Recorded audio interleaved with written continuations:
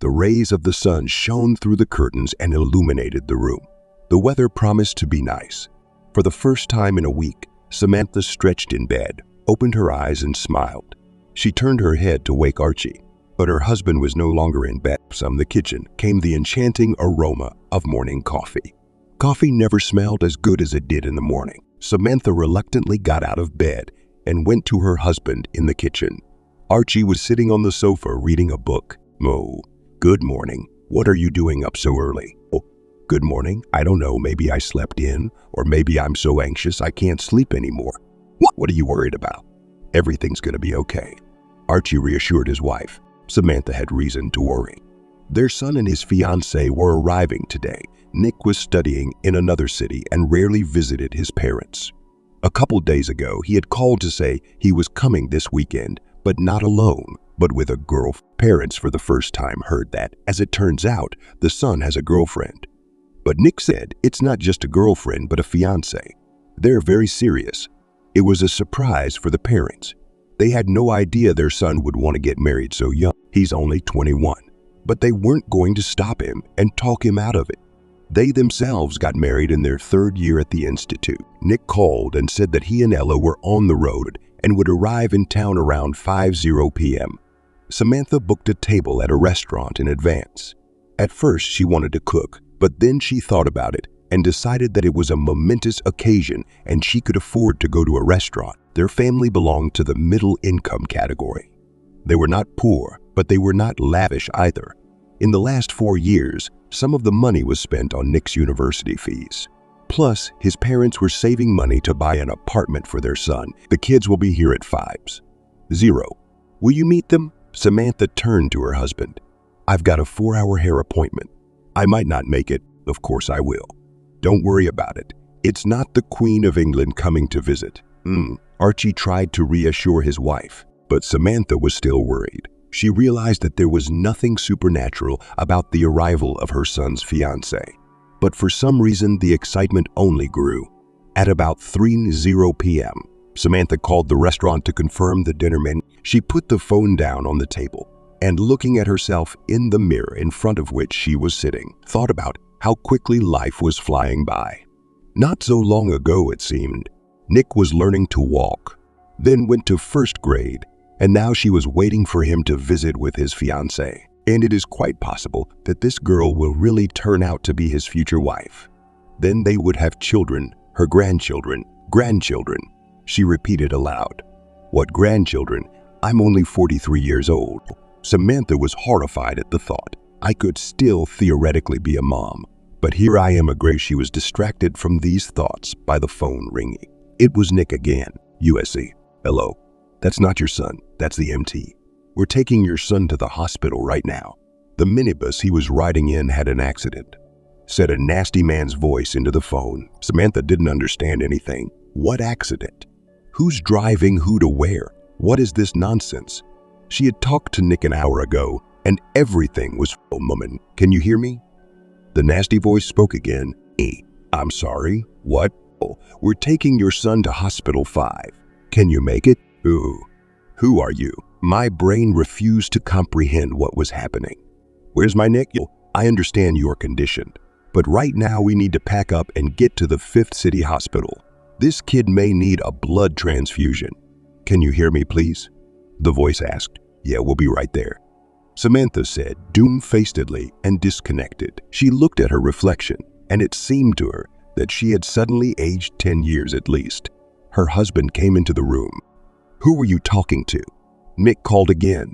"He must have missed me a lot. You'll meet him soon, and then you'll make a deal." Archie smiled, only now noticing that his wife was in a kind of stupor. "Oh, Archie, we have to go to hospital 5. They're taking him there," Samantha said in a low voice. "Who's being taken to the hospital?" "Nick AWS. Samantha also said quietly. "Or, why the hospital?" Acha didn't understand. Car accident was all Samantha could manage to say. Suddenly, she jumped up from her chair and started running around the room. She took things out of the closet and threw them all over the floor. Samantha, wait, please calm down. I don't understand anything. What's wrong?" I don't know. There's been an accident. They're taking Nick to the hospital. He may need a blood transfusion. Suddenly, she froze in the middle of the room. That means it's bad, doesn't it? Samantha looked at her husband with pleading eyes and wanted more than anything to hear that no, it wasn't bad, it was just the way it was. Or something like that. But Archie was silent. His face changed dramatically. He walked over to his wife, hugged her tightly, and said quietly, "Pull yourself together. Now more than ever, we need to pull ourselves together and go to the hospital. We need to find out what's wrong with Nick. Please just focus." Samantha looked at her husband and obediently went to get dressed. What was going on in the emergency room? A lot of people shouting, gurneys with people. Someone was crying. The nursing staff was running back and forth. Samantha held on to her husband's hand because she was afraid of fainting. "Do you see Nick anywhere?" she asked Archie. "Oh, I don't see it. We should ask the nurse. She should know." Archie walked determinedly over to the nurse who was trying to explain something to the crying woman. "Young lady, I apologize. We got a call that your son was brought to you. Can we ask how he's doing? You see, from the accident." The nurse clarified. "Yeah," I chuckles. "And then wait. The doctor will come out and call you." "Okay, thank you." Archie went back to Samantha and told her they would be called right away. But about half an hour passed and the doctor still hadn't come out. Archie was about to go to the nurse again when the doctor appeared out of nowhere and asked loudly, "Are there any Neverovas?" "Yes, that's us," Archie shouted and pulled Samantha in the doctor's direction. "Let's go to my office." The doctor called out and walked quickly down the corridor. They entered his office. Archie sat Samantha in a chair and sat down on the couch. "Oh, doctor, can you tell me what's wrong with Nick?" Archie asked. "I'll be honest, it's not a good situation. Your son was sitting in the front seat of the shuttle bus and he was very badly hurt. Fractured right clavicle, 2 right ribs, cracked tibia on the right side, but it's minor." The doctor stopped talking and looked questioningly at Samantha. "Is your wife able to absorb the information?" "You say she's in a stupor. The main problem is a fractured skull base and a concussion. We're sending the kid for an MRA now to see what's wrong with his brain. The most dangerous thing in this situation is possible hematomas. What do we do now? Is there anything we can do to help? Maybe we need money. You say the word, we'll find any amount." "No, you don't have to do anything yet. The only thing you can and must do now is pray.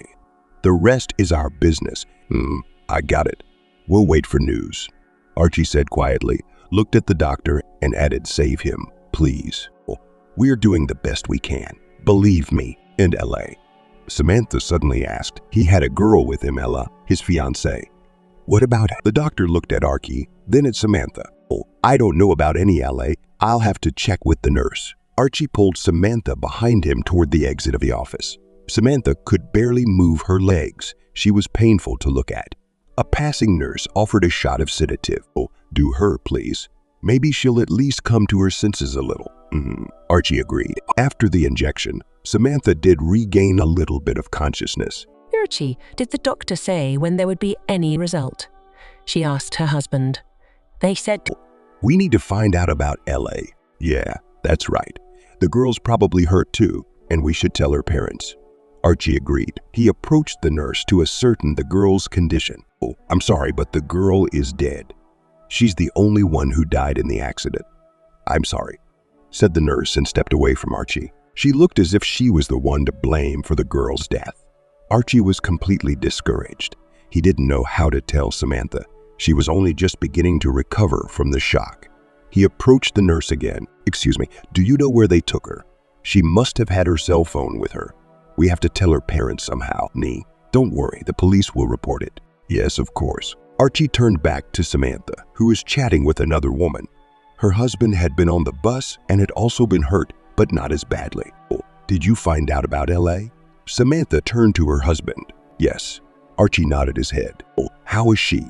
Was she admitted to the same hospital?" Archie looked at his wife and hesitated to tell the truth. "No. They took her to the 9. Yeah, the victims were separated. Some to us here and others to the 9, said the woman. Archie exhaled a sigh of relief. He would tell Samantha about LA, but not now. Toward 10 o'clock, the doctor came out again and called Archie.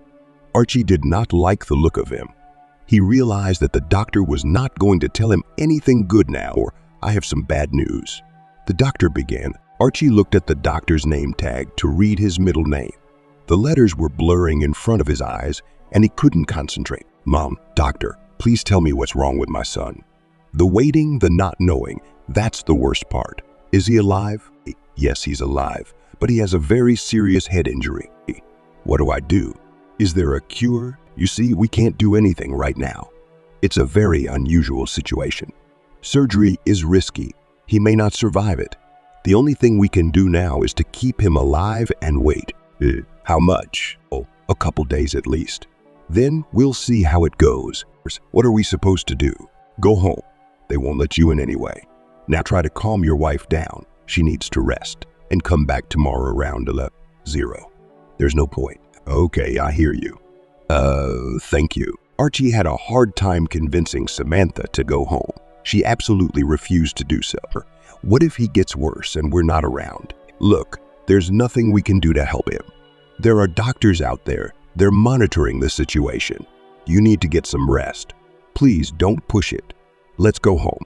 We'll be here tomorrow, the doctor said. It's been 3 weeks. During that time, the situation had not become clearer.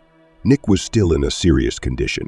The doctors put him in an induced coma. Samantha took the news of Ella's death hard. She could not imagine how she would tell her son about it when he came to his senses. Samantha didn't get to the hospital to see her son until lunchtime today. She had been urgently called to work. She was a designer by profession and worked in a small office. She had asked her supervisor for a month's vacation ahead of schedule, but the situation demanded it. Somehow Samantha was sure that Nick would recover very soon, and then he would need his mother's help and constant care. But Nick's attending physician, Dr. Alston, was throwing up his hands and saying that they had to wait. What to wait for? The parents didn't understand. Their son was just lying in the hospital with no one doing anything for him. Samantha knocked firmly on the door of Dr. Alston's office. "Can I come in?" she asked, opening the door. "Yes, come in, of course."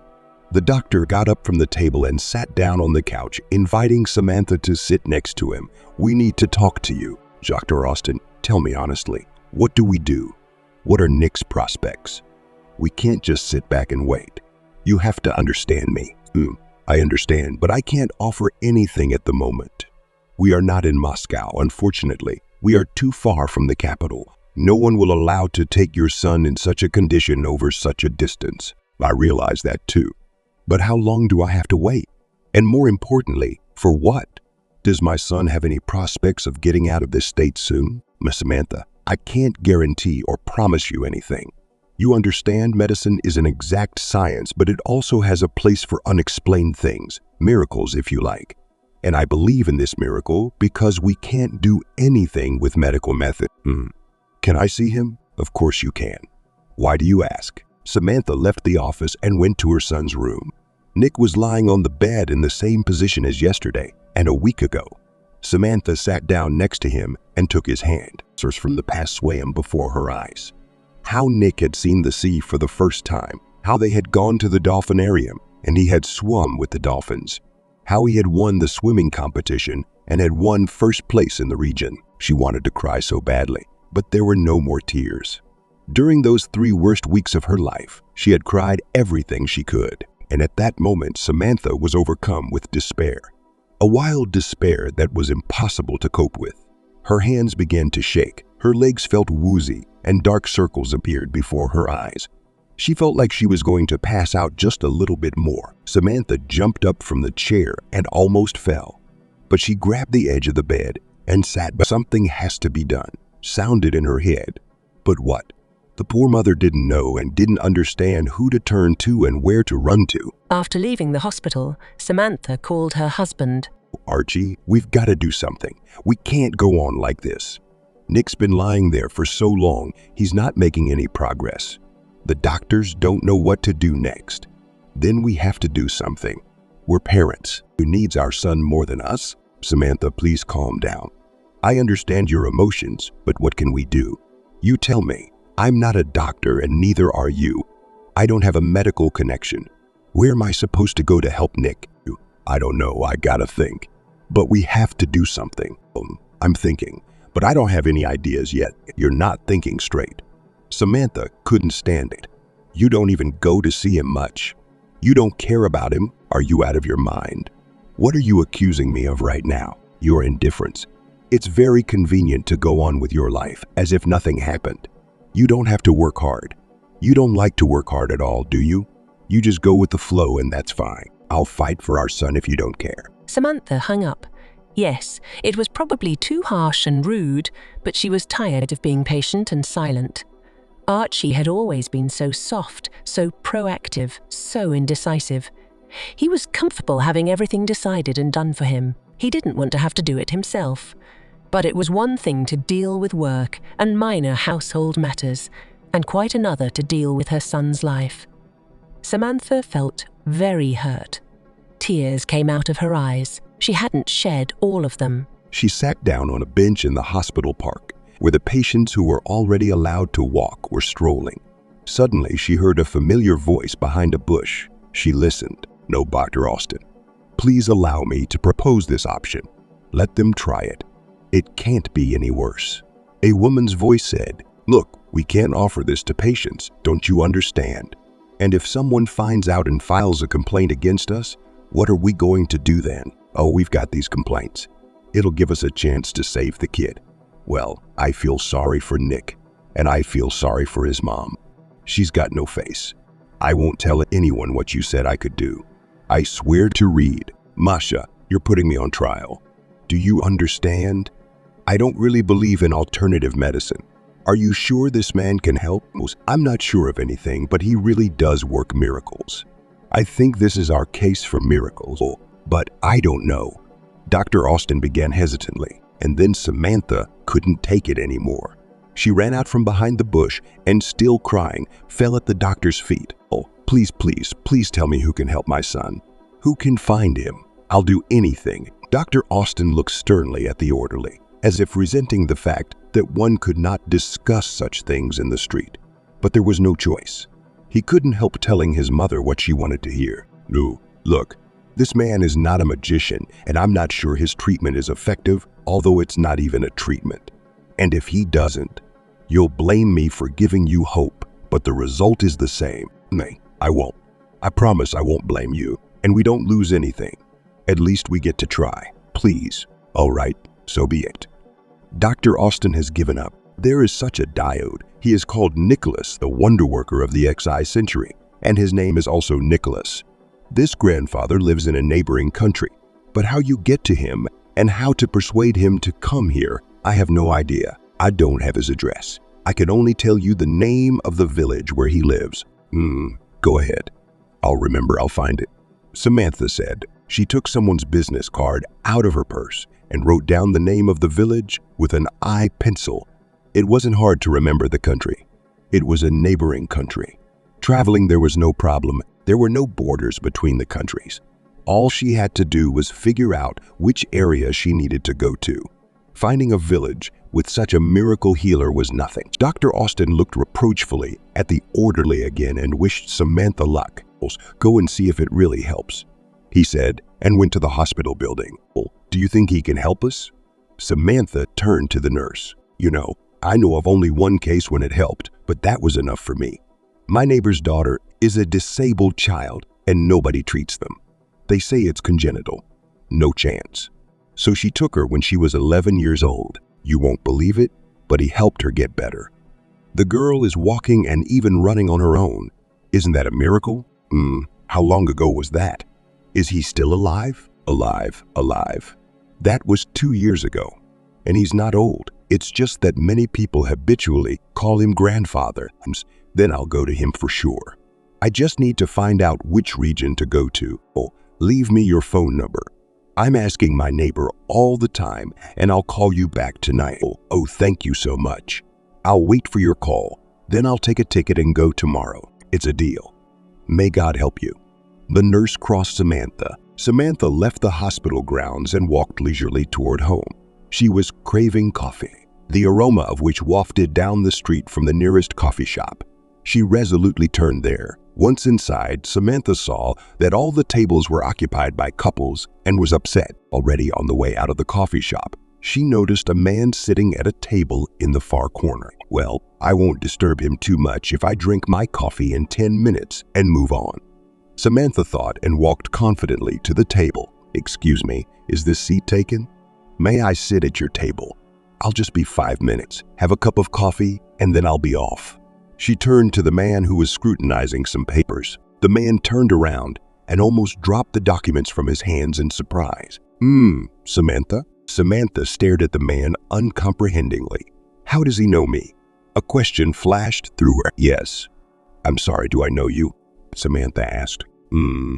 Samantha, don't you recognize me? The man smiled. Samantha scrutinized the man. He looked to be about 45 years old, wearing solid, expensive glasses, thick black hair, glimpses of emerging gray. Dressed expensively, even very expensively. There wasn't a man of that level of wealth among her acquaintances and friends. Maybe a former client. Samantha thought and said aloud, "Amy, I'm sorry, no. Did you do a design project with us?" No. The man smiled, and Samantha immediately appreciated his perfect white teeth. "Oh, why don't you have a seat? Have a seat." Samantha was shocked and sat down in her chair. She was a little embarrassed that she didn't recognize the person sitting in front of her. "So how do you know me anyway?"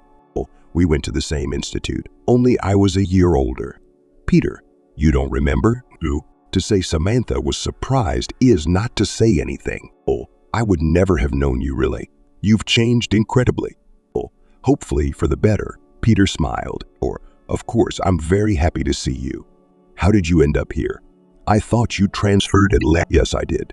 I came to your city on company business, decided to take a walk around familiar places and have a fragrant coffee, sit, remember the past, and at the same time look through documents. And then I met him. I guess there was an incredible positive energy coming from Peter. Even though Samantha felt depressed, Peter noticed her mood. Did something happen to you? You're very upset." Oh, Peter, don't ask." Samantha suddenly cried loudly and bitterly. "Is there anything I can help you with?" the old friend asked. "No, Peter, no one can help me now, unless it's a higher power. I've had this happen to me." And Samantha recounted the events of the past month to Peter. For some reason, it was very easy for her to talk to him. She even stopped crying and was able to speak completely calmly. It was strange. Samantha, who was not used to opening her soul to strangers, was telling her troubles to a stranger. Yes, they had once studied together at the same institute. They knew each other. One could even say they were friends. But many years had passed. So many that it seemed like a lifetime ago, and meeting such acquaintances, they usually do not tell their problems, but try to get away with duty phrases and questions. Peter listened very attentively. Not once did he interrupt her story, and only when Samantha had finished speaking did he ask a completely unexpected question. "Samantha, does Nick have a father?" Samantha looked at Peter in surprise. "The CMCS hourly. Of course there is. Why? Do you live together?" Peter continued to ask strange questions. "Yes, we're married." "Why do you ask?" "I just always thought a father should fight for his child to the end." "Where's your husband? Why are you walking around town alone like that? I could tell you were upset right away." "He's at work," Samantha answered sadly and quietly. She had nothing more to say. She was in unbearable pain. At that moment, she had asked herself the same questions many times, and she was sure that Archie would help, would look for a way out. But he had somehow withdrawn himself and taken a wait-and-see attitude. Let the doctors solve the problem, and I'll wait. Samantha couldn't admit to Peter that they'd been living like this all these years. She was ashamed. She was ashamed to say that for 23 years of their life, together her husband had never once made an independent decision, never once taken the initiative. It was always Samantha who did everything, who decided, who pestered Samantha, and she was very tired of it. For the first time after the wedding, she had hoped that Archie would change, that he was just too young to make his own decisions. Then Nick was born, and for a few years Samantha paid no attention at all to her husband's indecisiveness and softness. But then these qualities became more and more evident in everyday life. They fought about it. Samantha tried to influence her spouse. but it did not give results, and she just accepted it. But now was the moment when his indecisiveness and unwillingness to act simply pissed him off, and Samantha realized that she had to do everything herself again. Otherwise, no one would save Nick. But Samantha, don't feel bad. I think your Nick is going to be fine. Where did you say this wonderful Nicholas lives? Samantha named the village. I just don't know what area it is yet, but I should get a call tonight telling me how to get there. Okay, take it easy. We're not waiting for tonight. Peter said confidently and dialed someone on the phone. Ethan, please find out what region the village is in and call me back. A couple minutes later, Peter's phone rang and Ethan gave out all the information he needed. Samantha looked at Peter in surprise. Say, can you get a couple days off work on the phone so you don't waste time and leave right now? I'm on vacation as of today. I don't have to take time off. Samantha spoke slowly and quietly. She looked at her old acquaintance with such astonishment that it took her breath away. Oh, but I need to pack some things for the road. What kind of stuff? Anything you need, we'll buy on the way. Peter said in a clear and businesslike manner. Look, if we leave right now, we can be there by midnight. No, we can't do that right now. Samantha immediately snickered. That's how it always is. First he makes a big deal out of it. Now he retracts it. She thought sadly. Peter, I understand you have your own things to do. I'll take the train or the bus myself. There's transportation. You've helped me out enough getting to know the area. No, we can't do it right now because we haven't had coffee. Peter smiled. We'll have some and then we'll go straight away. Samantha looked at him a little confused and only then realized what he had said. Well, you're a real piece of work. She smiled. What about your business? Samantha, honey, my business can wait. I have someone else to work with. It's all about controlling the situation. In this case, staying in touch. Don't even think about it. Just finish your coffee and They finished their coffee and left the coffee shop. Peter approached the car and Samantha was surprised again. A luxury business class car stood in front of her. Even if we sell our apartment and car, we won't have enough money. Samantha thought for some reason. Oh, please. Peter opened the passenger door in front and gestured for Samantha to take a seat. Thank you. You have a very nice car. Yeah, I like it too. He smiled back. Wait, don't you have to call anyone to let them know you're gone? No, you don't. Oh, and the parents? My dad died 2 years ago, and then my mom passed away. So apart from my husband and son, I have no relatives. Although you can't really call my husband close, especially now. Sorry, my condolences on the parents. Oh, it's okay. I'm over it. It's hard though without parental support. I know what you mean. My parents left one after the other 7 years ago. First my mom, and then my dad 6 months later. It's really hard. Yes, said Samantha and looked somewhere in the distance. They drove in silence. For about 10 minutes, each of them thought about something else. But Samantha was sure that Peter was thinking about his parents, just as she was now. That wound would never heal. Around 11 p.m., they entered a town not far from the village in question. Peter suggested that they stop for the night in town because it would obviously be difficult to find lodging in the village. Samantha agreed. They found a small, cozy hotel and took 2 single rooms located next door. Do you want to eat? Peter asked. Oh, I don't know. I guess so, but not so much. Let's have a glass of wine and a salad or something and go to bed. We have to get up early tomorrow. Yes, I agree. Wine will relax you and help you sleep. Then go up to the room. I'll be right there. Peter came in about 20 minutes later. Samantha had time to shower and change into a hotel robe. I found out everything about this Nicholas. The administrator is a very communicative girl who explained everything to me in detail. You have to go to him by 8 o'clock. He doesn't see him before then, but you have to get to him before sunset. He doesn't see him after sunset either. So I suggest you go to the village at 7 o'clock.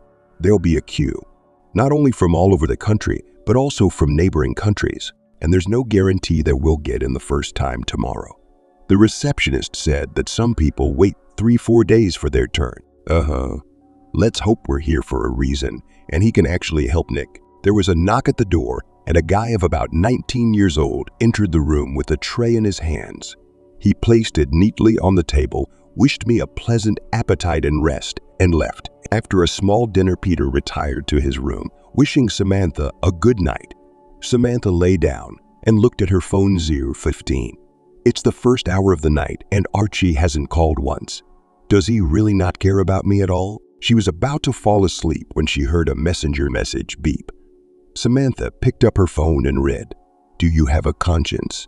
Have you seen what time it is? Is this your revenge or what?" Wrote her. She wanted to reply at first, but then she thought about it and turned the sound off on her phone, turned on her other side, and fell asleep. They left for the village at 6:40. It was a short drive.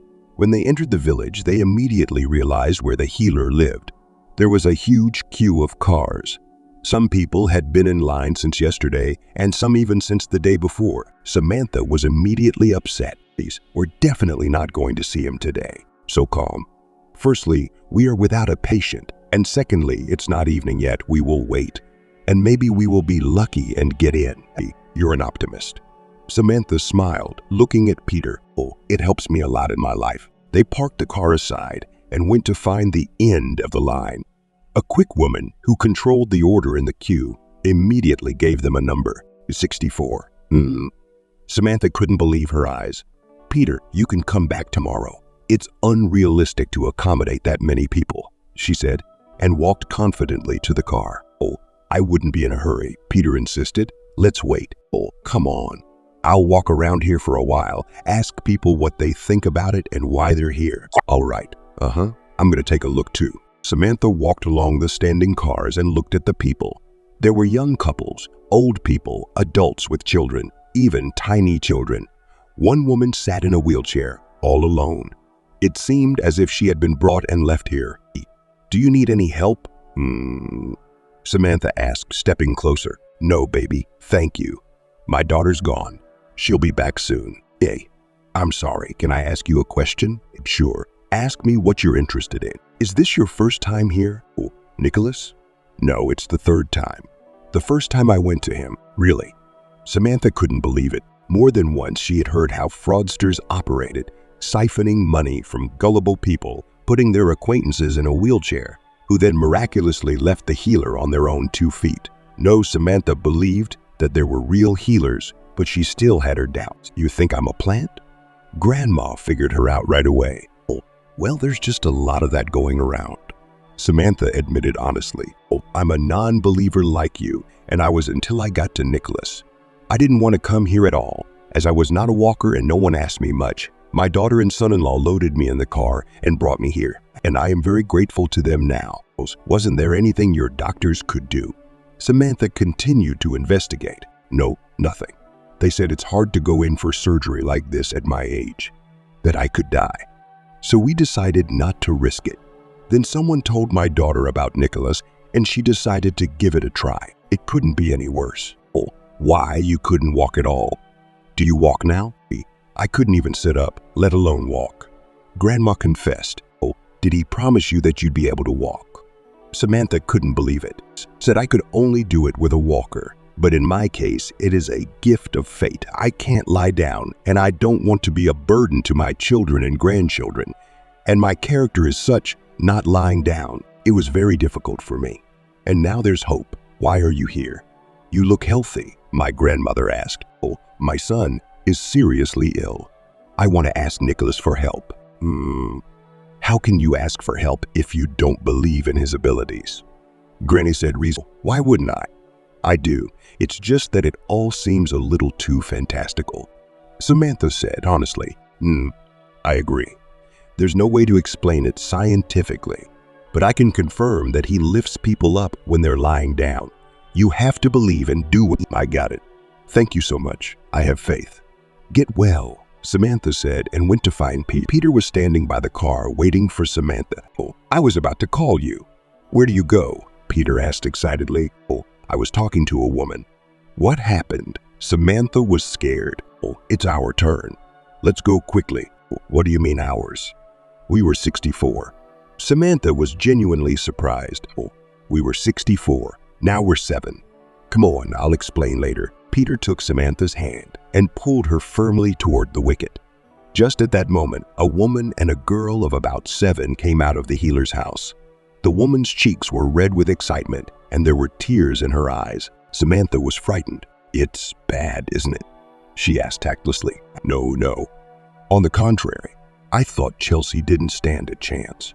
And Nicholas said, "You got here just in time. It can be fixed." "I'm very happy for you," Samantha said sincerely. And she thought to herself, "I wish it wasn't too late for Nick to help." They entered the house. The smell of herbs and tinctures hit her nose. It was so vivid and intense that Samantha felt sick and staggered. Peter understood it in his own way. "Oh, don't worry, everything will be fine. You'll see. I can feel it. Oh, come in. Don't stand in the hallway." They heard the threatening voice of the master of the house. They entered a room that looked like a living room. Nicholas sat at the round table and waited patiently for the guests to join him. He's, have a seat, and don't be afraid. I don't bite." The man smiled. Samantha looked at the healer carefully.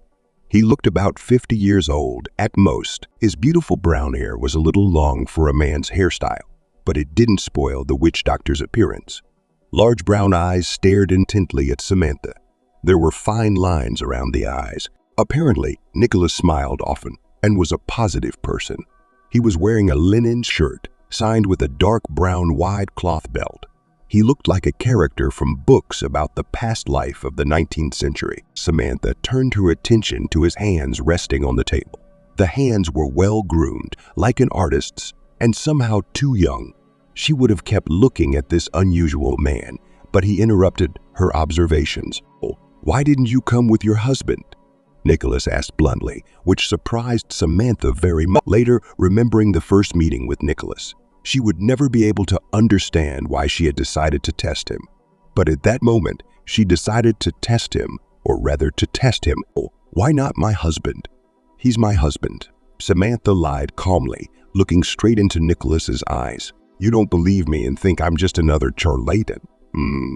Smiled at the master of the house. "Do you want to test me?" "Oh, why don't I believe you?" "I do, and I hope you do, but I still have my doubts." Suddenly, she was both afraid and ashamed at the same time. Scared because she might hurt the healer with her behavior, and he would refuse to help Nick. And ashamed because she doubted him, but she couldn't help it. She really was overcome with doubt. Nicholas looked intently at the woman, then at her companion, and suddenly, quite unexpectedly for Samantha, he said, "Oh, husband and soulmate in your case are different men. You got married in a hurry, but the main thing is that he's with you now." Samantha didn't understand anything Nicholas had just said, but decided it was time to get to the heart of the matter. "Nicholas, I've come to see you about something else," Samantha began, but the healer didn't let her finish. "Oh, I know why you're here. You want to save your son. You're right to come. Give me your hand." He saw Samantha about to say something and shook his head. "Don't tell me anything. I'll read your blood myself." He took her hand in his and sat with his eyes closed for a few minutes, placing his fingers on Samantha's wrist in the area of her pulse. Samantha waited patiently, occasionally glancing at Peter. Then Nicholas spoke. "All right then. I'll tell you what, my dear. Today I will not go with you. I need to take people, and tomorrow come to me at 6:00, so that tomorrow I can see your son." So the boy's been lying idle for a long time. By today, 5 candles in St. Andrew's Church and an icon of Nicholas the Wonder Worker. You have plenty of time. You'll go for a walk and look in the temple. Now go, don't delay the others. He looked at Samantha and, smiling, added, "Everything will be fine with your son. Don't worry so much." Samantha, who never said another word, went to the exit. Peter, apparently surprised by this turn of events, kept silent and did not interfere in the conversation. As they approached the car, Samantha looked at Peter and, "Look, how does he do it? I didn't say anything at all. Oh, I have no idea. But he impressed me." "Me too." "What are we going to do all day?" Samantha asked. "I suggest we walk around town, stop by the temple, and then have lunch somewhere. What do you say?" Peter suggested it. "I'll do it," Samantha replied, and then her phone rang. It was Archie. Samantha thought for a moment and decided to answer it. "Yes," she said dryly into the phone. "Ooh, Samantha, are you a normal person? I was up all night waiting for you. Where are you?" "Did you call hospitals, morgues?" Samantha asked sarcastically. "No, Archie didn't get the catch. Why did you have to call hospitals and morgues? Oh, what if I got sick or I got hit by a car? How did you look for me? Archie thought for a few seconds and answered honestly. I was just waiting for you and I was up all night. Where are you anyway? Lena was a close friend of Samantha's and they sometimes had late-night get-togethers. No, did you call Elsa? No, I didn't want to disturb you in the middle of the night, so you don't care where I spent the night. It's 10-0, and you're just calling me now. Samantha was getting all hot and bothered. Look, why are you attacking me? I'm not the one who's been out all night and wandering around. And then Samantha couldn't take it anymore. Oh, I'm not wandering around. I'm trying to save our son, and I'm doing everything I can to do it. And what have you done? Oh, here we go. Okay, well, if you're okay, then bye. Archie said and disconnected. Samantha tossed the phone into her purse and walked to the car. Peter could see she was on the verge of a nervous breakdown. And understandably so, the tension of the last few weeks, the lack of support from her husband, the uncertainty and hopelessness of Nick's condition would throw anyone, even a strong woman like Samantha, off balance. Peter helped Samantha into the car and closed the door. They drove in silence all the way to the park where the temple was located.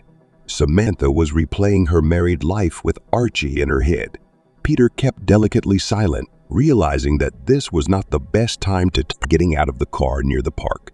Samantha couldn't take it anymore and started talking. I can't take it anymore, really. God knows I've tried my best to keep our relationship alive, but I'm a woman, not a horse. How much longer do I have to drag myself and him down? How much longer? When is this endless race going to? She looked questioningly into Peter's eyes, hoping he would provide answers to her questions. But Peter listened silently. I just want to feel like a woman who is cared for, who is loved not in words, but in deeds. A woman who at least sometimes gets compliments and flowers. You won't believe it, but the last time my husband gave me flowers was on our 10th wedding anniversary. Can you imagine how long ago that was? She couldn't stand it and cried. Peter came over and hugged her silently. He truly felt sorry for this beautiful woman, the woman he had loved since college, but had never dared to admit it to her many years ago. They often vacationed in the same company, socialized. But Peter had never even hinted to Samantha about his feelings. He was sure she wouldn't accept his advances. She was so beautiful, so smart, so interesting, and he was a nerdy, bespectacled guy that girls paid little attention to. But now she was standing next to him. He was hugging her and smelling her perfume. In this moment, she was only his, and even though she treated him with gratitude for her help, he was glad. Peter stroked Samantha's back and hugged her a little tighter. The woman sensed it and looked into his eyes, pulling away slightly. Tell me, are there other men like you? Or are you the only one? Like what kind of people? Peter smiled. That's what they're, reliable, determined, able to find a way out of any situation, caring, sensitive, empathetic. Or are you a member of some endangered species? I think you've exaggerated my virtues. Peter was a little embarrassed. He was certainly pleased to hear those words from the lips of the woman he loved. But in such quantity, it was too much. Kiss me, Samantha said suddenly, and Peter hovered for a moment in surprise, then leaned over and kissed the woman he loved tenderly. How many years had he dreamed of this? The kiss was short but very tender. Samantha even felt a little dizzy. Oh, I'm sorry, she said suddenly. We shouldn't have done that. Why? Peter wondered. Because it's wrong. I'm married, even though my relationship with my husband is strained. You're probably married, too. It's kind of mean, it's kind of dishonest. Oh, I'm not married. It can't be. You're deceiving me. Or have the women in your town gone blind and killed them all at once? A man like that and alone. I'm sorry, I can't believe it. Maybe, Samantha, maybe. I was married years ago. We only had a year and a half together, and I realized it wasn't for me. I didn't love that girl. It wasn't a desire to start a family, but rather an attempt to forget the one I really loved. What happened to her? Your favorite? Oh, nothing happened. She got married. What a nightmare. And left you. What an idiot. No, she's not stupid. And she didn't leave me. She just didn't know I loved Nancy. How's that? You didn't tell her about it? Why didn't you? Oh, I was afraid. You remember what I was like in college, don't you? What kind? Normal. I liked you the best out of all the boys in our group, by the way. I felt you had charisma. You liked me. Peter couldn't believe what he heard. If I asked you to go out with me, would you have said yes? His heart hammered in his temples with fear. He was even more afraid to hear her answer now than he had been in his youth. Honestly, Samantha clarified. Desirable. I was waiting for you to invite me to the movies or the park, but I could see you weren't interested in me. Peter's face changed. A wild resentment swept over him. A little more, and this solid adult man was ready to burst with resentment, with anger at himself for his cowardice. Peter, what's wrong? Are you okay? No, I just realized I'm an idiot. And that hurts. Why are you an idiot? Samantha sincerely didn't understand. Because my cowardice caused me to lose the woman I loved and years of a happy life. Only now did Samantha realize why he was so upset.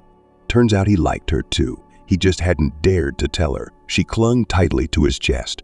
Samantha remembered the fun they'd had together, how the other guys had tried to woo her. And Samantha liked this quiet, humble guy who was almost always on his own. She hadn't even realized that he was secretly in love with her. To find out now was truly hurtful, and she understood Peter's feelings perfectly. Who knows how her life would have turned out if she hadn't married Archie then? I know what you mean.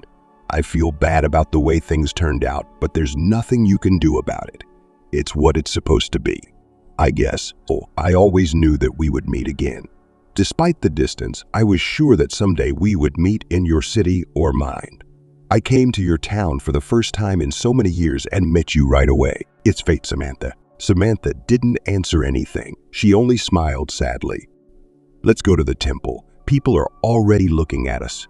I don't think we should dwell on the past. It's in the past. What I need to do now is to save my son. Yeah, sure. Nick first. Peter agreed, but I thought to myself, no, now I'm not the cowardly idiot who lost his happiness. Now I'm gonna fight for you to the end. And I followed Samantha. They bought candles and an icon. Samantha put a candle for her son's health and prayed, even though she was not a deeply religious person. Then they walked around the park some more and went to a restaurant for dinner. In the evening, Samantha was very worried that Peter would want to continue talking about the past and his feelings. But he kept quiet. They talked about their work, their hobbies, remembered relatives and friends who had already passed away, and they did not notice that it was midday. We should get some rest. We have to get up early tomorrow, said Peter. Yes, tomorrow is a very important day. Samantha agreed and added, I wanted to say thank you so much for your help. Oh, come on. I didn't do anything wrong. That's not true. You've done a lot. By the way, how did you manage to switch lines? I didn't change. I simply approached the woman who was supposed to be coming in and honestly explained the situation. She agreed to let us in ahead of her. We really hadn't been there long at all, so I wasn't fooling anyone. That's amazing. I didn't even think of that. Samantha marveled. You're just really worried about your son, so you didn't think so. Maybe. But thank you anyway. Samantha stood up and walked over to Peter, who was about to leave. She stood on tiptoe and kissed him on the cheek. Go. Good night, Olenka. Peter said quietly and left the room. A surprised Samantha stood in the middle of the room. She was sure Peter would want to kiss her. Samantha had even prepared to discourage him from continuing, but he didn't even try anything. She couldn't even imagine the effort it took for Peter to restrain himself from kissing her back. He realized that there would be nothing more to it than that. Poor Samantha had no time for that now, and Peter would not dare to take advantage of the situation and the condition of the woman he loved to realize the dream of his youth. He was sure that everything would still happen, and they had everything ahead of them. At 600 hours, they pulled up to Nicholas's house. He came out just a minute later. Peter and Samantha were surprised to see the healer. He was wearing a strict business suit, shoes, and carrying a small suitcase. When he approached the car, the healer said hello and sat down in the back seat. Maybe you'd like to ride up front. I could give you a seat. Samantha offered. Thank you, no need. I'm not in the habit of taking someone else's place, and this place is yours. A wife should always be by her husband's side. Nicholas, but we're not husband and wife. Samantha objected. It's only temporary. Nicholas said absolutely calmly. Peter looked at Nicholas, then at Samantha, and just smiled. He was liking this weird little man more. They arrived at the hospital where Nick was lying in bed at 5 o'clock. Luckily, Dr. Austin was there and saw Samantha in his office right away. "Good afternoon. I have brought this amazing man and I insist that he examine Nick right now." Samantha started right away. "Oh, I don't mind at all," agreed the doctor. "Much true. Then let's go." The three of them, Samantha, Nicholas, and Dr. Austin, entered the boy's room. Nick was lying in the same position as before. Nicholas immediately went to Nick's bedside, gesturing for them to stay near the door. As he approached the guy, he first looked at him for a few minutes, then took his hand and sat down on the bed next to him. By the hand, he held it for an unbearably long time. It seemed to Samantha that an hour, no less, had passed. In fact, no more than 5 minutes had passed. "Oh, leave me alone with the guy for about 40 minutes, Nicholas asked. "Oh, what are you going to do?" the doctor asked her. "Don't worry, it's nothing dangerous or supernatural. I just need to be alone with him. Please, please, please." Samantha stepped into the conversation. "Dr. Austin, let's go outside. Let Nicholas be with his son. As a mother, I do." "Yes, of course. It won't get any worse," agreed the doctor. Those 40 minutes were the longest of her life. It seemed like an eternity to her. The waiting was unbearable. It's true what they say. It's better to catch up than to wait. The inaction and incomprehension of what was happening took her out of. At last the door to the room opened and Nicholas emerged. He looked very strange. It was as if he had aged before his eyes. Samantha looked at the witchfinder in surprise. What happened there that he changed so much? He sought, but asked aloud, "Can you tell me if he has even the slightest chance of making it?" Samantha looked pleadingly at the healer. Dr. Austin also asked, with hope in his voice, "So, any chance of the kid? He's going to be fine. I need a bed in your hospital for 3 days. Can you arrange that, or do I have to break something?" Nicholas asked the doctor. "I think we'll figure something out. Don't worry. Are you sure about your conclusion? Can he really get better?" "It's not may, it's will. He'll be on the mend soon enough." Dr. Austin went to find Nicholas an empty seat in the room. Samantha stared intently and questioningly into the healer's eyes. "Why are you looking at me like that? I told you it's going to be okay. So here's what we're going to do. You go home now, take a shower and go to bed. Tomorrow, please don't come here. I will need your help, but the day after tomorrow, you'll have to come to the hospital no later than..." He was counting something in his mind. "No later than 11:00. Can you do that?" "Sure, I can do 700. Samantha immediately agreed. He said, "Did I say 700 hours? "No, come at 900. It'll be the best time." "Oh, I'll be there. I'll be there. Thank you from the bottom of my tortured soul." Samantha had already moved away from Nicholas and was moving toward the exit when she suddenly heard his voice. "Soon your soul will be singing instead of suffering. You'll see," Nicholas predicted promisingly, but Samantha didn't believe it. Peter waited patiently for Samantha outside the hospital. "Oh, what did he say? What did he say?" Peter asked with genuine sympathy. "He said he could help. He needs 3 days.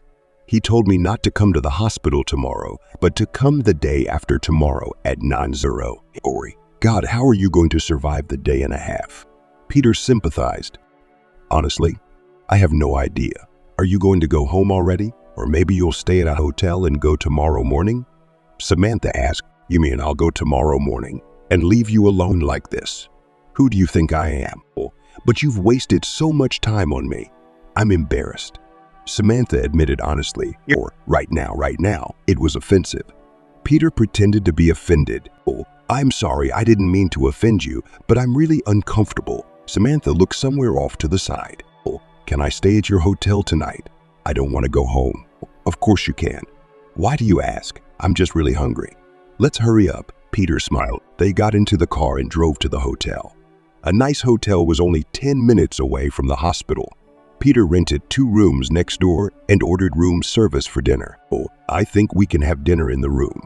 Would you mind?" he asked Samantha. "Oh, can I ask you a counter question?" Samantha asked, shy and blushing. Sure. Can I take a shower and wear a robe? I can't stand being in this suit anymore." "Of course you can. Whatever you feel comfortable doing. It's okay." When Samantha got out of the shower, the table was already set. Peter had ordered so much food that he could feed 6 people. I think I overdid it with the order. He smiled. Oh, you're just hungry. That's what happens when you're hungry. Well, that's okay. We'll eat the good stuff. They talked until 2:00, and in spite of being tired, not so much physically as emotionally, Samantha didn't want to sleep at all. She felt incredibly calm and comfortable in Peter's company. They talked about nonsense and recalled funny stories each from their own lives. Peter could see how worried Samantha was about her son and tried her best to distract herself from those thoughts. He admired the courage of this strong woman. Not every man is able to bear difficulties and blows of fate so steadfastly, and here was a weak woman. Although from his experience, Peter knew that women are much stronger and more resilient than men, and who came up with the idea of calling them the weaker sex. He sincerely did not understand. Samantha fell asleep right on the sofa in Peter's living room, and he was sorry to wake up the woman he loved, so he carefully moved her to his bed and himself lay down on the sofa. At 800, Samantha was awakened by a phone call. It was Archie. Nay. Samantha, are you going home? Her husband asked angrily. Moo. Good morning to you too. This is out of line. I don't know what you're doing, but I can tell you what you're doing is wrong, dishonorable. You hear me? Of course I can hear you. I'm not deaf. Samantha was not yet awake, and she had neither the energy nor the desire to talk to her husband. When are you coming home? Archie asked insistently. Why? Samantha asked suddenly, unexpectedly to herself. What do you mean why? You're my wife, actually. It's an easy fix. Samantha replied in a completely serious tone. Archie, we're going to come to this anyway. It's already obvious, to me at least. So it would be best if by the time I get back, you'd pack your things and come to your mother's. She'll be very pleased. I don't get it. This is my house too. What do you mean, will you pack your things? Archie, the husband, hated being called that. And Samantha remembered that very well. This is my grandmother's apartment, and I inherited it so my son and I can live in it. That's my son too. It's great that you remembered that. But the apartment is definitely not yours, so you have until tomorrow night to pack. I'm not coming tonight. Have a good day, sweetie. Samantha passed out. She tucked the phone under a nearby pillow and went back to sleep. She was awakened by the magical smell of freshly brewed coffee. It's the most delicious morning smell. Samantha muttered and opened her eyes. Peter sat next to me and held a cup with a flavored drink in his hands. I say her, good morning, Samantha. What time is it? 11. How long? Samantha couldn't believe it. Did I sleep that long? So what? So I slept, and good for you. As my grandmother used to say, sleep is health, and you really need your strength. Yeah, I hadn't slept since I was young, Samantha admitted. That's a good sign. Back to our youth. Peter smiled, if it were possible. Samantha said sadly and looked intently at Peter. Do you think if we had started a relationship then, what would we be like now? I have no idea. One thing I can tell you is that the man I am now is a credit to you. I worked like a horse to find you one day and throw everything at your feet. I made a promise to myself that I would be successful so you wouldn't be ashamed to be around me. I thought you didn't like me. How interestingly our lives work, Samantha said enigmatically, and suddenly set the cup down on the table and reached up to kiss Peter. She longed for intimacy with him. She wanted to forget everything for a while, to enjoy the warmth of They sat down to breakfast, or rather lunch, at the 3rd hour of the day. Peter was glowing with happiness, and Samantha felt uncomfortable with her weakness. It now seemed to her that she had done wrong. There her son lay in the hospital fighting for his life. Meanwhile, she was with a strange man. She tried to justify herself in her own eyes, but there were no excuses, or she immediately rejected them. Samantha was not used to living like this, thinking about herself and her own desires. She had always taken into account the interests of all the family members, and most of the time she simply forgot about her own desires and interests. Peter seemed to sense her mood. Do you regret what happened? No, Samantha answered honestly and confidently. It's just bad timing. Nick's in the hospital, and I'm having fun. I guess I'm a bad mom. No, you're a very good mom. Don't even think that. I'm sure your son feels the same way. Anyone needs to rest and relax, especially when they have been under so much stress for so long. Don't beat yourself up, please, or I'll feel guilty too. Oh, you're probably right. It does take some relaxation. Or, what are we doing today? I have a few calls to make and I'm basically free. I don't know. It's the first time I've had a day off in years. Why don't we just go for a walk in the park? There's a really beautiful park nearby. I haven't been there in 100 years. That's a great idea. I'm gonna shower, then I'll call you and we can go for a walk. Come on. They walked around the park for almost 3 hours. Samantha's mood, like the weather today, was great. Peter suggested having dinner at a fish restaurant. Look, it's been years, and the restaurant's still open. I was surprised to find out. Yeah, only it's under a different owner now, and it's a lot more upscale. It's very expensive. You don't have to worry about that. We can afford it. I don't want you to think about money at all. It's my responsibility to make sure you have everything you need. But I don't have anything to go in. I mean, all my clothes are at home. Why don't we go back to my place and I'll change? Archie's still at work at this hour. Samantha suggested, no, I got a better idea. Let's go. And Peter pulled towards the mall, where there were many different boutiques and salons. Samantha was uncomfortable, but it was useless to argue with Peter. That much she had already realized. She picked out a beautiful evening dress, shoes to go with it, and some nice lingerie. Then she visited a salon and had her hairstyle. Coming out of the salon, Olga did not see Peter and was a little upset. She was about to call him, but suddenly a huge bouquet of yellow roses appeared from around the corner. It was a bouquet because there was no sign of Peter behind the bouquet. These are for you. Peter held out the flowers. I don't think I can carry them. Samantha smiled. Why so many? 3 for every year lost. And a bonus up front, a little bit. Peter said he was very pleased with Samantha's reaction to the bouquet. They took a cab and drove to the restaurant. Samantha was about to get out of the car when suddenly she saw her husband's car and was surprised. Archie was helping a young girl out. She was also carrying a bouquet of flowers, but much smaller than Samantha's. Samantha tugged on Peter's sleeve. Let's not go in there. I don't get it. What's wrong? Peter was genuinely surprised. Are you not feeling well? No there, Archie. You don't want him to see us together. Peter realized, okay, we don't have to go. But Samantha suddenly changed her mind. No, let's go. She resolutely got out of the car. Peter looked at his beloved in surprise. Microregerie. Samantha, can you explain what's going on? He didn't go in there alone, but with a girl. I didn't want to go at first, but then I thought, why should I? As a matter of fact, I've already made up my mind. I'm going to divorce him anyway, then let's go. And my advice to you, pretend you don't see him. His evening will be ruined when he sees you. Peter and Samantha entered the restaurant. Samantha saw the table where her husband and his companion were seated at the entrance. She deliberately walked past them to her table. Archie didn't even immediately recognize his wife. It was only when Peter was helping Samantha to a chair and asked the waiter to bring a vase of flowers that Archie noticed the woman sitting 3 meters away from him. His expression changed dramatically, and his companion noticed it. Archie, are you all right? She asked. No.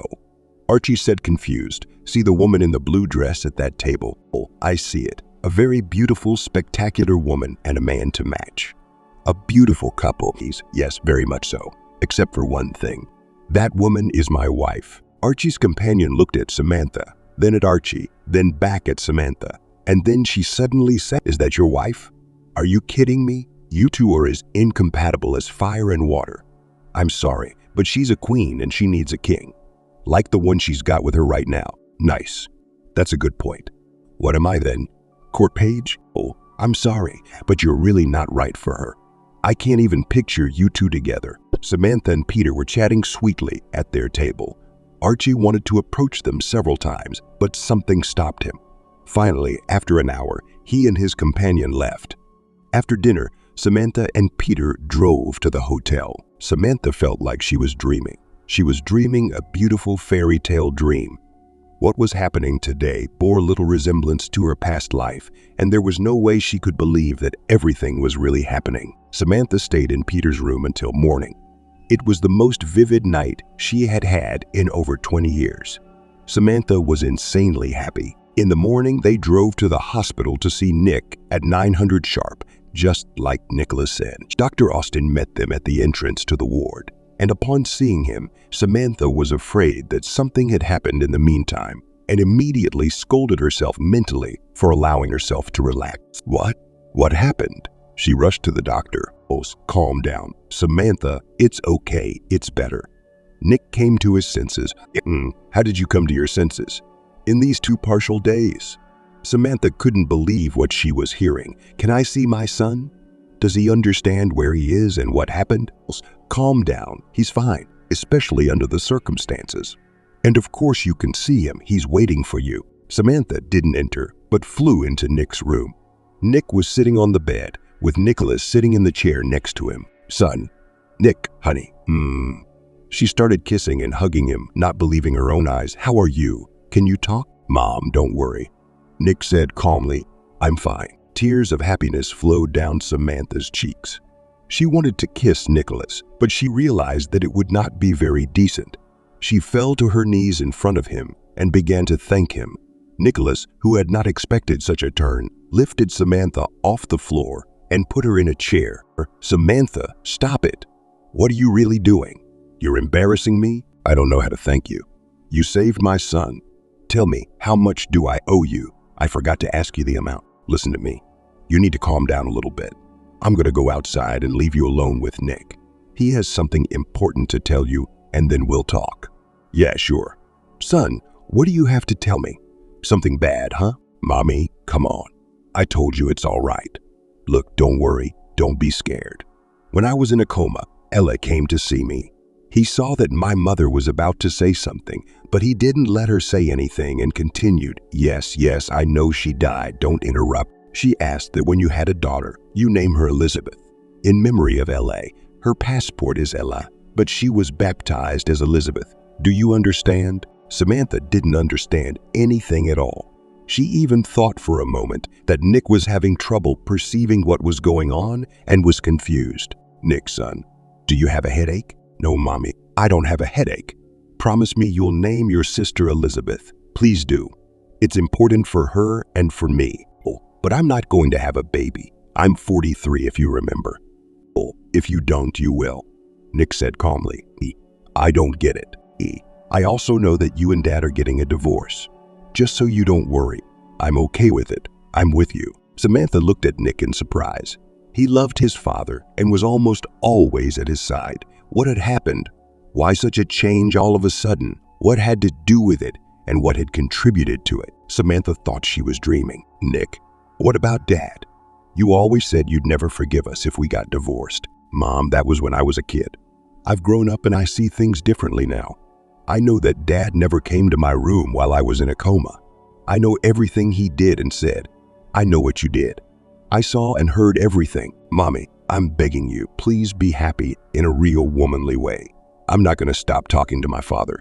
He's my father, whatever he is. And he's taught me a lot. But I want you to be happy because I love you and you're my favorite person on earth. I know that now. Samantha was crying again. Tears were streaming from her eyes. To hear such words from her own child, a grown child who had actually been to the other side of the world with one foot, was too exciting and touching. Samantha hugged Nick and kissed his cheek. Son, I love you very much. I love you so much. Thank you so much for saying that. You and I are going to get through this. Dr. Austin came into the room and said that Nick was being wheeled in for an MRE. The results of the examination impressed even the doctors who had seen a lot. The bruises that had been in Nick's head had vanished. The fractures were almost healed, and now he only needed rehabilitation without surgery. Well, you know, Nicholas, I've seen a lot of things in my life, but this... Dr. Austin said to Nicholas, I don't even know how to comment on that. I just have one question. If there are any more medically hopeless patients in my practice, can I refer them to you? You can. I help everyone I can. Nicholas answered, but that's not always the case. Sometimes people can't get better because they don't want to. Then no one can help. Samantha stood back and waited patiently for them to talk. Nicholas stepped away from Dr. Austin and stared at the woman. Is there something you want to ask me? He asked with a smile. No. Samantha lied, although she really wanted to ask Nicholas about her pregnancy that Nick had made. I think you're lying to me. I'd like to thank you for saving my son. How much do I owe you? Nicholas's face changed slightly, and he shook his head reproachfully. Do you think everything is always measured by money? No, of course not. Samantha felt embarrassed, and she felt like a delinquent schoolgirl. It's just that you were working. Every job has to pay, doesn't it? I wasn't working. I was saving your son's life. If you just prayed and God heard your prayers and saved him, what would you do? Where would you take the money to give it to God? Well, that's different. No, it's not. I am God's messenger and I do his work with my own hands. He just doesn't have time for a little bit. Nicholas smiled sadly. You sure there's nothing else you want to ask? Samantha hesitated, wondering what to do. And then she did. I do. Tell me, am I doing the right thing by leaving my husband in the past? What do you think? Or how you feel and what you want? Oh, I want to be happy. And what do you need for that? Or rather, who? Another man. Not a husband. You see, you know everything. Why do you ask me? Oh, and also, Samantha was about to fall through the cracks. She thought it was a little late to be a mom at 43, much less ask a stranger. But she made up her mind. Can I still get pregnant? No, Nicholas said honestly and bluntly. Tears came out of Samantha's eyes. I wish I hadn't asked, so there would be some hope, Samantha thought disappointedly. You can't get pregnant because you're already pregnant. You can't get pregnant because you're already pregnant. Wait, like already? You mean this is Archie's baby? Your husband? No, this is the child of the man you came to see me with, your fiancé. But that was just a little while ago, and you're already sure I'm pregnant. Samantha wondered, is there such a thing? There are times when people are destined to be together, but they do stupid things all their lives instead of living happily.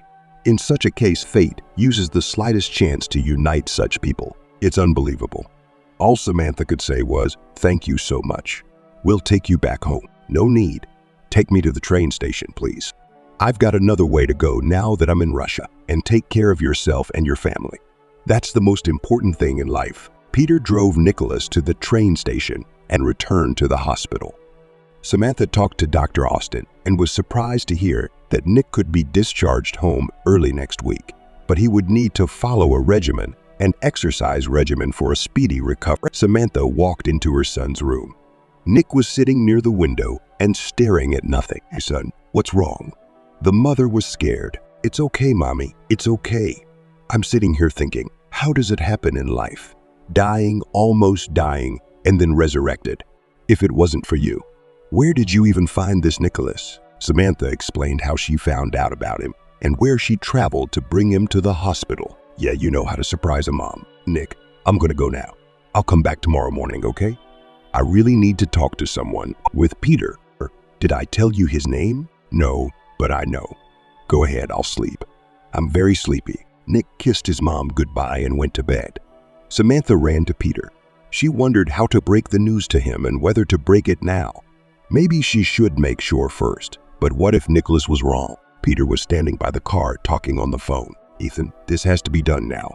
I can't live like this after all. Yes, we'll transfer. Well, it's no big deal. Yes, I understand there are some difficulties maybe. I'll definitely talk to her. I'm sure you will. Yeah, I'll be in touch. Peter turned around and saw Dr. Austin approaching. Oh, I need to talk to you. They said it together in one breath and laughed. Oh, why don't you go first? Peter suggested. I'll give the woman I love that right. Oh, come on, not here. It's not the right place. Okay, then let's go. Eat and talk. The conversation is not quick and requires attention and calmness. You're scaring me. Samantha tensed up. Please, don't worry. There's nothing to worry about. Everything's fine. Sitting at a table in the restaurant, Samantha was still hesitant to start. She had doubts about the rightness of such a decision. But Peter watched carefully and waited. Samantha, I'm obviously a patient man and have waited over 20 years for you, but let's speed things up a bit.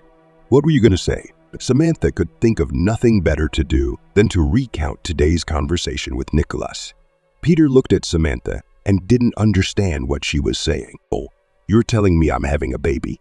A real one? Samantha laughed. Of course it's real. What else? And it's probably going to be a girl. A girl. Daddy's princess. No way, no way. Tears streamed from Peter's eyes. Samantha hadn't expected this. A respectable grown man crying like a child. Peter, what are you doing? You don't understand what this news means to me. I wanted a child so badly. I've always wanted and dreamed of a daughter. But to receive such a gift from the woman I love, I never dreamed. All I have left is the hope to be with you, to win you, to charm you, whatever. But that you could give me a daughter. This is the best day of my life. Samantha was already crying too. It was very touching and tugged at my heartstrings. After calming down a bit and dealing with his emotions, Peter continued. So I made the right decision. I'm absolutely sure of it now. He began. Samantha, my dear, your divorce is a matter of time. I understand perfectly well that now you are mine alone and I won't give you to anyone. But we need to decide one important question. Where will we live? What are the options? Samantha smiled. Yes, she had already realized that Peter was going to talk her into moving to his town, and she was ready for it. Look, we can buy a house in Palm Springs Village or a large duplex on Stonebridge. Which one do you like better? Peter named 2 upscale neighborhoods in her city. She had no idea he'd be willing to move here. Hold on. So you're telling me you're willing to move to this town for me and give up your business? She didn't believe me. No one's going to quit the business. We have to make a living. But I'm willing to move anywhere for you. Peter, tell me, is staying in your town not an option? It fits, of course. But I was just thinking. Peter looked at Samantha in surprise. Would you be willing to move to my town for me? Peter, I have been married and pulling everything on myself for over 20 years. I want to be a wife to my husband, to feel myself after my husband, not him after me. I'm ready to go anywhere with you, even to Siberia. Peter couldn't stand it, jumped up from his seat, and picked Samantha up in his arms. Gentlemen, I have the best wife in the world. He shouted across the restaurant, and I love her. And she's gonna give me a daughter. Places and the restaurant applauded wildly. Someone shouted, "Quinn done." Someone shouted, "Congratulations." Samantha blushed. "Put me in my place. You're embarrassing me." Samantha said quietly, "You are truly my happiness." Nick was released from the hospital a week later, and the 3 of them moved to Peter's town. He had a big house, and there was enough room for everyone. Nick decided to transfer to the same city to finish his studies and live with his mother and stepfather. To Samantha's great surprise, Nick quickly hit it off with Peter. They took frequent fishing trips together. Samantha never imagined that at 43, her life would change so drastically that she would decide to become a mom for the 2nd time, and that she would finally be married and just a happy woman. And even less did she expect after so many years to meet again the man with whom she was secretly in love in the institute. But she would tell him about that sometime later.